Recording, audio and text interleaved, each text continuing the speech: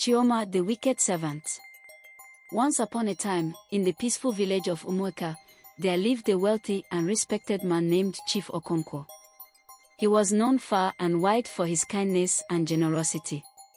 No traveler left his compound hungry, and no beggar was ever turned away. However, Chief Okonkwo was also a very busy man, so he needed a trustworthy servant to manage his household and oversee his affairs. One fateful day, a woman named Chioma arrived at his compound, seeking employment. She was tall and strikingly beautiful, with a deceptive smile that masked the wickedness in her heart. "My chief, I am a humble woman looking for work," Chioma said, kneeling before him, her voice laced with fake humility.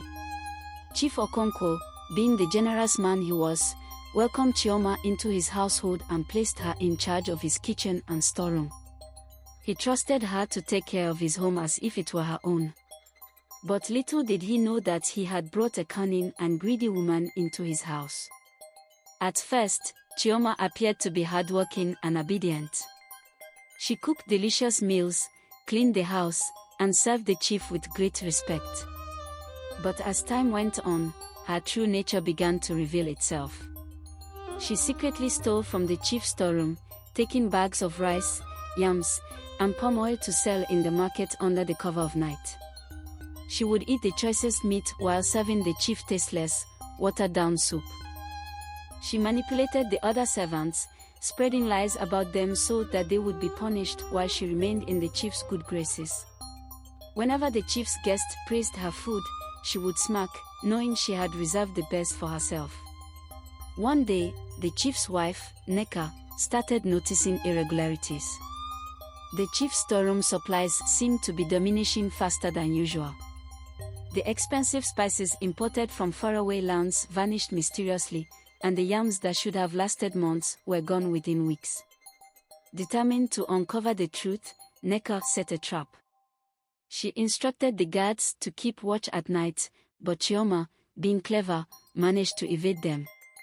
One evening, Nneka pretended to be asleep but hid behind a tree near the storeroom. When she saw Chioma sneaking out with a heavy sack of stolen goods, she sprang out of her hiding place and shouted, "Thief! Thief!" The guards, who had been stationed nearby, rushed in and caught Chioma red-handed. They seized the sack and opened it, revealing bags of rice, dried fish, and precious bottles of palm oil. The entire household gathered as Chief Okonkwo was awakened and informed of Chioma's treachery. "I gave you shelter, food, and trust," the chief said, his voice filled with disappointment. "Yet you repaid me with betrayal." Chioma fell to her knees, crying and pleading for forgiveness. But it was too late. Chief Okonkwo was a just man, and he could not allow such dishonesty to go unpunished. He ordered that Chioma be banished from his household immediately and warned the entire village about her treachery. News of Chioma's wickedness spread throughout Umuaka and beyond. No one was willing to employ her. She wandered from village to village, but her reputation followed her wherever she went. Unable to find work, she grew thin and weak. Her once beautiful face became wrinkled with worry, and her deceptive smile faded into sorrow.